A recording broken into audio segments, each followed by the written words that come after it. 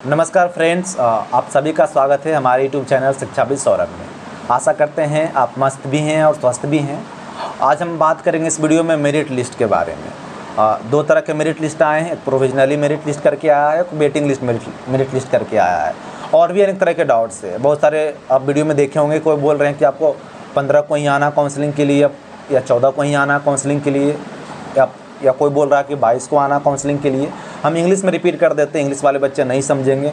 बहुत सारे बच्चे बोल रहे हैं कि अब 14 या 15 को काउंसलिंग के लिए आना है, या वेटिंग लिस्ट वाले 22 को आना है या 14-15 को ही आना है। डॉक्यूमेंट्स से रिलेटेड डाउट्स आपके हो रहे हैं, काउंसलिंग से रिलेटेड डाउट्स आपके हो रहे हैं, ट्रेन टिकट के रिलेटेड डाउट आपके मन में आ रहे हैं। सारे डाउट्स इस वीडियो में क्लियर करेंगे, तो शुरू से लेकर लास्ट तक बने रहें। हम बारी बारी से बात करेंगे। हम पहले बात करेंगे मेरिट लिस्ट पे। दो तरह के मेरिट लिस्ट आए हैं, एक प्रोविजनली मेरिट लिस्ट करके आया है, एक वेटिंग लिस्ट मेरिट लिस्ट करके आया है। तो दोनों में अंतर क्या है? तो पुराने वाले वीडियो देखे होंगे तो उसमें एक ही तरह के लिस्ट आते थे, उसी में सारे बच्चे को बुला लिया जाता था। सारे बच्चे के मतलब मान लेते हैं किसी सब्जेक्ट में 50 सीट्स होते थे, तो उसमें 3 गुना करके यानी 3 मल्टीपल 4 मल्टीपल करके बुला लिए जाते थे। 3 मल्टीपल 4 मल्टीपल का मतलब हुआ कि 50 × 3 करेंगे या 4 करेंगे तो उतने बच्चे को बुलाते थे काउंसलिंग के लिए। बट इस टाइम क्या है कि ऐसा नहीं है, इस टाइम अलग अलग करके उन्होंने बुलाया है। बात उतना ही है, पैनिक ज़्यादा नहीं होने की ज़रूरत है। बहुत सारे बच्चे तो पूरी मन में पैनिक हो गया कि हम आए नहीं आए, मेरा तो मेन लिस्ट में नाम ही नहीं है, वेटिंग लिस्ट में नाम है, तो मेरा एडमिशन होगा नहीं होगा। तो बिल्कुल टेंशन नहीं लेना, आप बने रहें, हम पूरी चीज़ें बारी बारी से समझाते हैं। जैसा मैंने बोला कि पिछले बार यानी प्रीवियस ईयर में एक ही लिस्ट आता था, उसी में सारे के नाम होते थे, उसी में सारे बच्चे को बुलाए जाते थे, यानी कि 3 गुने बच्चे के 4 गुने बच्चे को बुलाते थे वो। बट इस बार 2 मेरिट लिस्ट निकाल दी, एक प्रोविजनली और एक वेटिंग लिस्ट। तो प्रोविजनली मेरिट लिस्ट में जितने सीट्स हैं उतने बच्चे को ही उन्होंने बुलाया। एक दो बच्चे को ज़्यादा बुलाया है, मान लेते हैं कि एक दो बच्चों को इसलिए ज़्यादा बुलाए हैं कि किसी का मार्क्स सेम हो गया है। मान लेते हैं कि हिंदी में 47 सीट्स है तो 53 बच्चे को बुलाए हैं। तो बहुत सारे बच्चे, 3-4 बच्चे ऐसे हैं जिनका मार्क्स सेम हो गया है। आप देखेंगे जिनमें स्टार करके आ रहा होगा, आप फॉर्म नंबर के पास आपके सीरियल नंबर में स्टार दिखाएगा, तो स्टार वाले क्या है कि आपके मार्क्स सेम बता रहे हैं, तो इसलिए 2-3 बच्चे ज़्यादा हो गए हैं। बट जनरली यही है कि प्रोविजनली लिस्ट में बताया गया है जितने सीट्स हैं उतने बच्चों को उसमें नाम दिया गया है। तो कहने का मतलब यही हुआ कि जितने बच्चे का प्रोविजनली लिस्ट में नाम दिया गया, क्या उतने बच्चे आएंगे काउंसलिंग के लिए? बिल्कुल नहीं आएंगे। सारे टॉप बच्चे, टॉप में जितने भी टॉप मार्क्स वाले बच्चे होते हैं वो जेएनयू में एडमिशन ले लिए हैं या डीयू में एडमिशन ले लिए हैं, और 16 को बीएचयू का भी आने वाला तो बीएचयू में एडमिशन ले लेंगे। बस रजिस्टर वो सब जगह कर देते हैं, लगभग 3-4 में रजिस्टर कर देते हैं। तो टॉप वाले बच्चे हैं उन्हीं को दिखाएगा, क्योंकि 47 बच्चे, तो ऐसा तो नहीं है कि पूरे भारत में 47 बच्चे ही हैं। तो 47 बच्चे टॉप वाले, उनको नाम दे दिया इन्होंने। नाम देने के बाद उन्होंने लिस्ट भी जारी कर दिया। तो आपको लग रहा होगा कि मेरा नाम तो है ही नहीं, तो ऐसा बिल्कुल भी नहीं है। प्रोविजनली मेरिट लिस्ट से आप घबराएं नहीं। 53 बच्चे का नाम दिया गया है, मान लेते किसी भी सब्जेक्ट्स में है, तो जितने सीट से उतने बच्चों को बुलाया गया प्रोविजनली लिस्ट में। 2-3 बच्चे ज़्यादा हैं, ज़्यादा का कारण मैं बता चुका हूं कि मार्क्स सेम हो गया। मार्क्स सेम होने के कारण 2-3 बच्चे को ज़्यादा बुला लिया है। तो जितने सीट्स हैं उतने बच्चे को उन्होंने नाम दिया है मेरिट लिस्ट में, प्रोविजनली वाला में। और वेटिंग लिस्ट वाले में सबका दे दिया है, जैसे प्रीवियस ईयर में देता आया है। तो वेटिंग लिस्ट वाले बच्चे बोलेंगे कि क्या मेरा एडमिशन होगा या सिर्फ प्रोविजनली वाले बच्चे का एडमिशन होगा। तो प्रोविजनली वाले बच्चे 75% बच्चे नहीं आएंगे, ये मानकर चलिए। 75 नहीं तो कम से कम 50 या 75% के बीच बच्चे नहीं आएंगे तो नहीं आएंगे। वो जेएनयू में एडमिशन ले लेंगे, डीयू में ले लेंगे, बीएचयू में ले लेंगे। एक्सपीरियंस के रूप में मैं आपको बता रहा हूँ। और जब रजिस्ट्रेशन स्टार्ट हुआ था यूनिवर्सिटी ऑफ हैदराबाद के, तो हमारे पास बहुत सारे बच्चे मैसेज करते थे जिनका 240 मार्क्स था, 250 मार्क्स था, 230 मार्क्स था।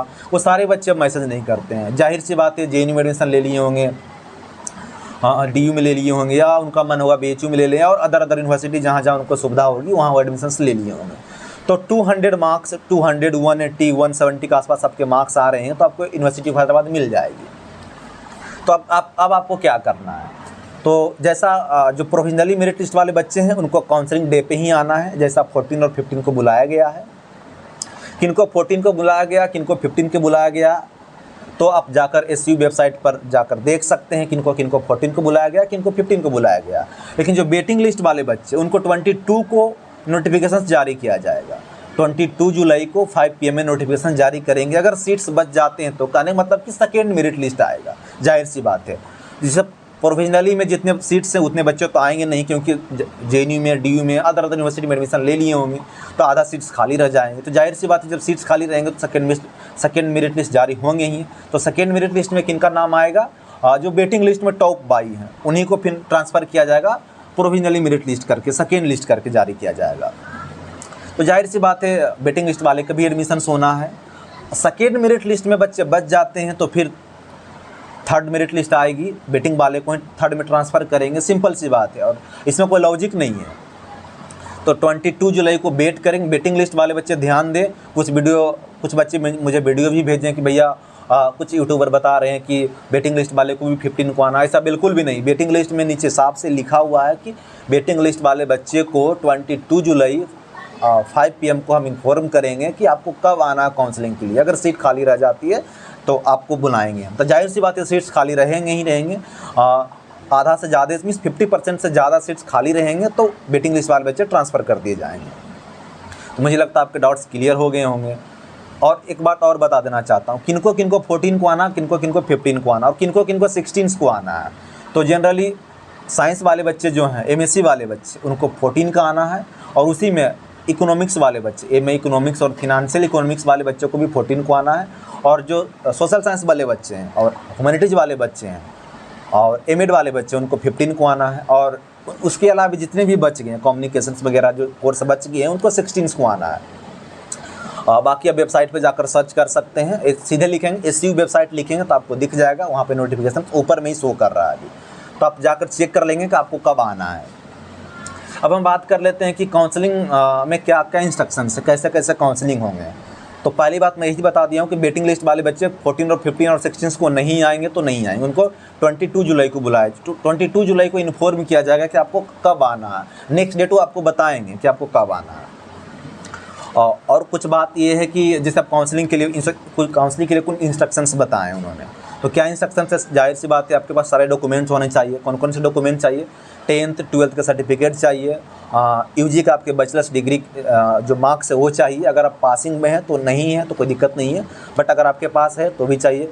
बहुत सारे बच्चे का डाउट्स होता है कि क्या गैप सर्टिफिकेट चाहिए? बिल्कुल नहीं, गैप सर्टिफिकेट यहाँ नहीं लगता। गैप हैं तो गैप हैं, कोई दिक्कत नहीं है। इतनी सारी सर्टिफिकेट से, हाँ, अगर आप रिजर्वेशन का डिमांड करते हैं तो आपके पास रिजर्वेशन होना चाहिए। रिजर्वेशन सर्टिफिकेट, मान लेते हैं आप OBC से आते हैं, EWS से आते हैं, तो OBC NCL आपको 1 अप्रैल 2025 के बाद होना चाहिए, यानी 1 अप्रैल 25 के बाद होना चाहिए। सेम EWS के लिए भी है, 1 अप्रैल 25 के बाद होना चाहिए। गवर्नमेंट ऑफ इंडिया फॉर्मेट में होना चाहिए।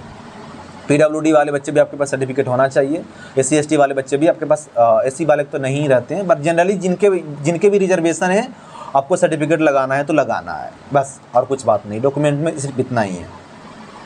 और जिनका मार्क्स बैरी कर जा रहा है, मीन्स टाई कर जा रहा है, सेम मार्क्स आ जा रहा है, तो सेम मार्क्स आ जा रहा तो सिंपल सी बात है, जिनका सेमेस्टर में जिनका ज़्यादा मार्क्स है उनको प्रेफरेंस दिया जाएगा। इतनी सी बात है और ज़्यादा नहीं है। और जब आप एडमिशन्स के लिए आएंगे काउंसलिंग के लिए, तो एनेक्जर फॉर्म आपको दिया जाएगा, उसमें एक मेडिकल सर्टिफिकेट भी आपको लगाना है। तो अगर आप मेडिकल सर्टिफिकेट गवर्नमेंट हॉस्पिटल से लगा सकते हैं तो लगा लीजिए, कोई दिक्कत नहीं, बट मैंडेटरी नहीं है। अगर आप नहीं भी लगाएंगे तो कोई प्रॉब्लम नहीं होने वाला है। बट अगर आपके आसपास हॉस्पिटल है तो एनेक्जर फॉर्म वेबसाइट पे दिया गया है, वहाँ से निकाल कर आप हॉस्पिटल से बनवा लें मेडिकल सर्टिफिकेट। ज़्यादा खर्च आपको नहीं लगेगा। सरकारी में तो 5-10 रुपये हम आपको बना ही देंगे। प्राइवेट से बनवाना चाहते हैं बनवा लें, बट ऑथेंटिक होना चाहिए। ऐसा नहीं कि आप किसी से भी बनवा लें, ऐसा नहीं होना चाहिए। अगर आप नहीं बनवा पा रहे हैं तो कोई दिक्कत नहीं है, कैंपस आ जाइए, एडमिशन्स हो जाएंगे। दूसरी बात, क्या प्रॉक्सी को जाना है? नहीं, बिल्कुल नहीं। प्रॉक्सी अवेलेबल नहीं है, मीन्स प्रॉक्सी को जाना ज़रूरी नहीं है, आपको ही जाना ज़रूरी है। ऐसा नहीं, बहुत सारे बच्चे बोलते हैं कि सर हम नहीं आ रहे, मेरे पापा जा रहे हैं, मेरे मम्मी जा रही है, मेरी दीदी, नहीं, बिल्कुल नहीं। जिनको एडमिशन्स लेना है, जिनका कैंडिडेट का नाम आया, सिर्फ उन्हीं को अलाउ है, प्रॉक्सी को अलाउ नहीं है। प्रॉक्सी मीन्स वही हुआ कि आपके मम्मी पापा या आपके बदले में जो भी काउंसलिंग में जा रहे हैं उनको अलाउ नहीं है, आपको ही जाना पड़ेगा। प्रॉक्सी को अलाउ नहीं है, इतनी सी बात है। और कुछ बात है, हाँ, अब हम बात कर लेते हैं कि अगर आपके प्रोविजनली मेरिट लिस्ट में नाम आ चुका है या वेटिंग लिस्ट में, अनुमान के तौर पर मैं बताता हूँ, अगर 50 के आसपास आपके आ रहे हैं कैटेगरी में।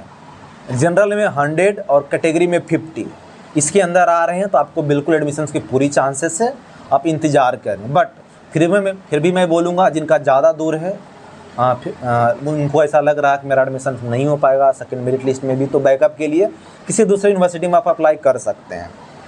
बैकअप होना ज़रूरी है। ऐसा नहीं कि आप दूसरी यूनिवर्सिटी में एडमिशन ले लेंगे तो आपको एडमिशन्स कैंसिल करने का ऑप्शन नहीं देंगे, बिल्कुल नहीं, ऐसा नहीं है।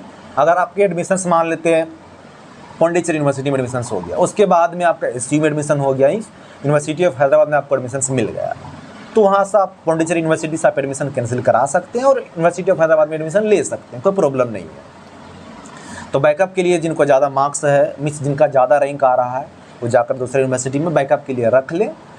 बट जिनका कम है, वेटिंग लिस्ट में भी है, तो घबराएं नहीं, उनका एडमिशन लगभग कन्फर्म ही समझिएगा। अब हम बात कर लेते हैं पेड काउंसलिंग पे। पेड काउंसलिंग क्या है?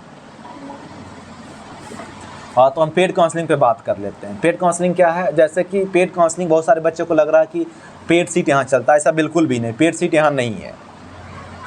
तो पेड काउंसलिंग का मतलब हुआ कि आपको हम हेल्प करेंगे। हेल्प करने का मतलब क्या, आप काउंसलिंग के लिए आएंगे। जैसे अभी आपके मन में डाउट्स आ रहा है कि सर हमको 22 जुलाई को आना चाहिए, या मीन्स 22 जुलाई तक वेट करना चाहिए, या 14 या 15 या 16 को आना चाहिए। ये सारे मन में आपके डाउट्स आ रहे हैं।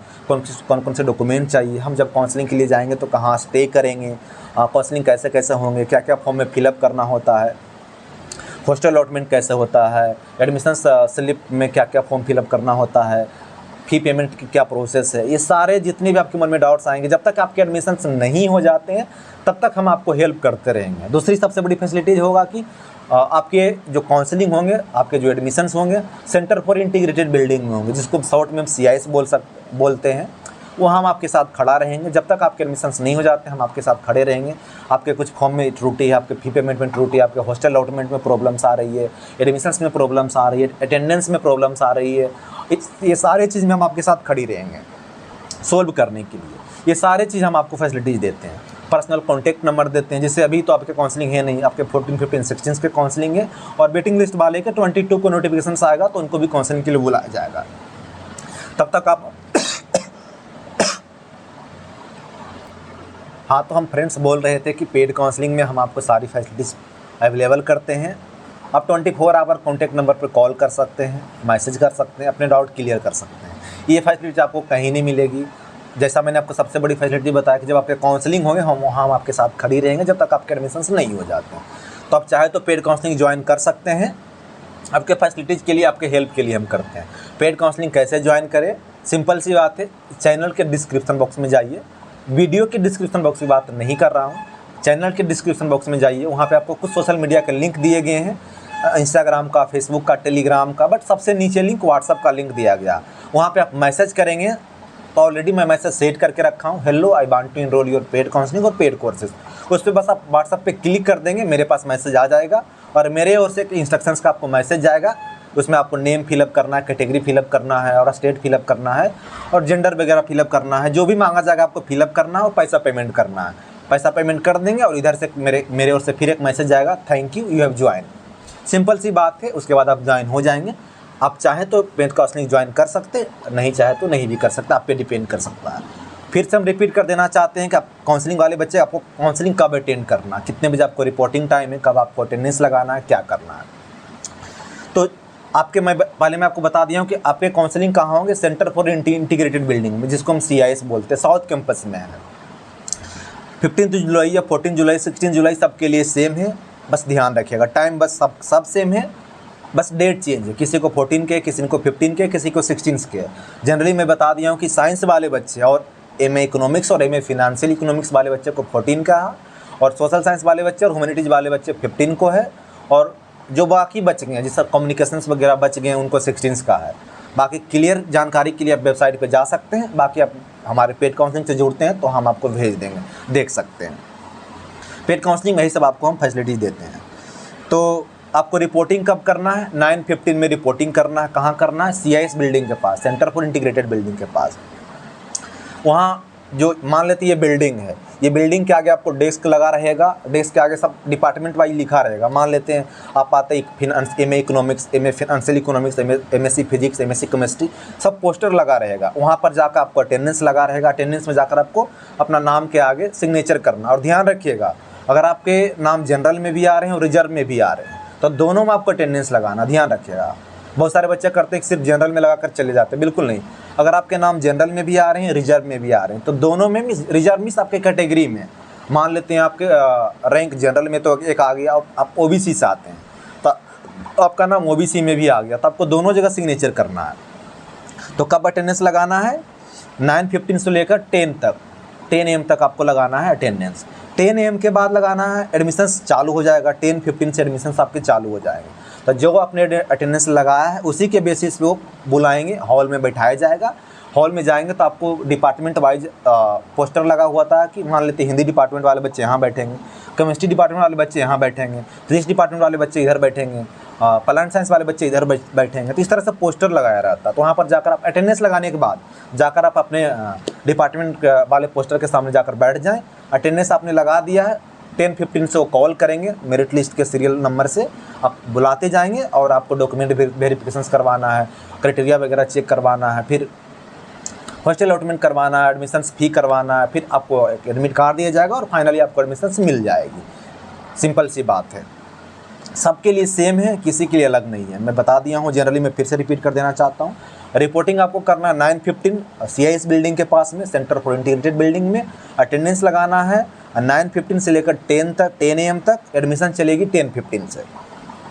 फिर से मैं एक बार डॉक्यूमेंट के लिए बता देता हूँ।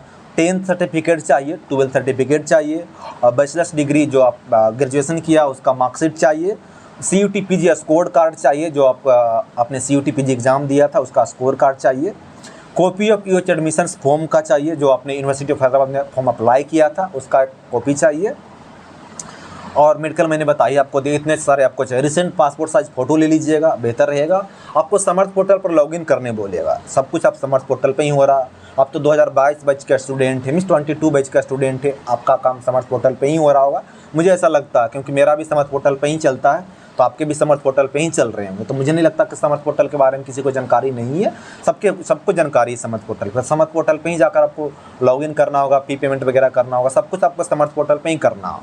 और एडमिशन्स के बाद भी आपके सब कुछ समर्थ पोर्टल पे ही दिखाएगा। आपको सेमेस्टर एग्ज़ाम देना है, फ़ी पेमेंट करना है, ये सब कुछ जितने भी चलेंगे समर्थ पोर्टल पे ही चलेंगे। तो फ्रेंड्स, मुझे लगता है आपके जितने भी डाउट्स मैंने क्लियर कर दिया। फ़ी के लिए मैं बता देता हूँ, सबके लिए अलग अलग फ़ी निर्धारित किया गया है। जनरली मैं हिंदी वाले बच्चों को बता देता हूँ, और हिंदी वाले बच्चे के लिए है 7,660 रुपये लगेगा आपको एडमिशन टाइम में। हॉस्टल और मेस चार्ज 2,500 अलग से आपको लगेगा। कुल मिलाकर आप 9 से 10 हज़ार रुपया जरूर लाएगा। 9 to 10,000 आपके पास होने चाहिए सोशल साइंस वाले बच्चे और ह्यूमैनिटीज़ वाले बच्चे के लिए। जनरली इतना ही लगेगा, बट साइंस वाले बच्चों को ज़्यादा लगता है। वेबसाइट पर जाकर आप चेक कर सकते हैं, और बहुत सारी वीडियो मैंने बनाया भी है, वीडियो जाकर आप देख सकते हैं।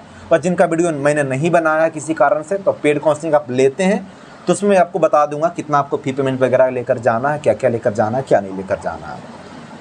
तो मुझे नहीं लगता आपके मन में कोई डाउट्स होना चाहिए, मैंने आपके सारे डाउट क्लियर कर दिया हूँ। तो फ्रेंड्स, आज के लिए इतना ही काफ़ी है। फिर मिलते हैं नए वीडियो में नए टॉपिक के साथ, तब तक के लिए धन्यवाद।